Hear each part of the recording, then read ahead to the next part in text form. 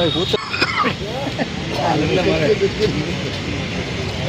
ક્યારેક બા અમે સહન કરી લઈએ એ તો અમને ખબર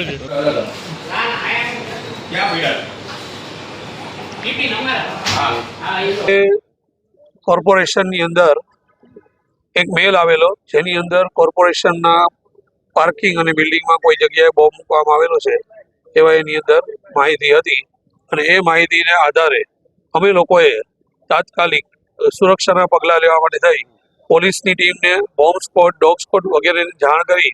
અને તાત્કાલિક બિલ્ડિંગ ખાલી કરાવી સ્ટાફ અને જે કંઈ જાહેર જનતા આવી ચૂકી હતી અરજદારો આવી ચૂક્યા હતા એ બધાને બિલ્ડિંગમાંથી સલામત સ્થળે ખસેડી અને અત્યારે હાલમાં બિલ્ડિંગની અંદર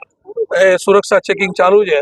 અને ઇન્વેસ્ટિગેશન ચાલુ છે બધા પ્રકારનું. પાર્કિંગની અંદર પણ ઇન્વેસ્ટિગેશનનું કામ ચાલુ છે વાહનોનું અને કોર્પોરેશનના બંને ગેટ બંધ કરી અને સામાન્ય જનતાને અત્યારે કોર્પોરેશનના પ્રિમાઇસીસમાં આવવા દેવામાં આવતા નથી એમની સુરક્ષાના હેતુસર. અને થોડી વારમાં આ કાર્ય પૂરું થશે ઇન્વેસ્ટિગેશન અને ઓલ સેફનો મેસેજ મળી જશે એટલે અમે રાબેતા મુજબની કાર્યવાહી શરૂ કરી આપશું.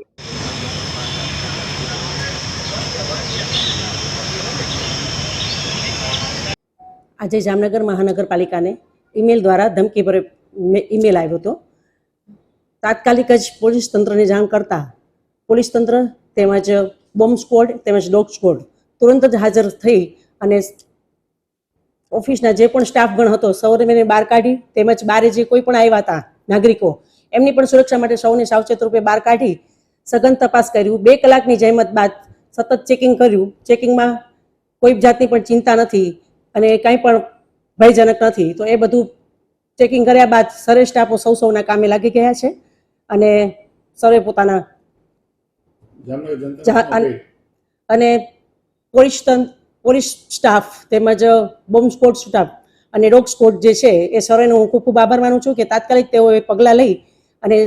સમગ્ર કોર્પોરેશનનું ચેકિંગ કરી અને સુરક્ષિતના પગલાં રૂપે એ લોકોએ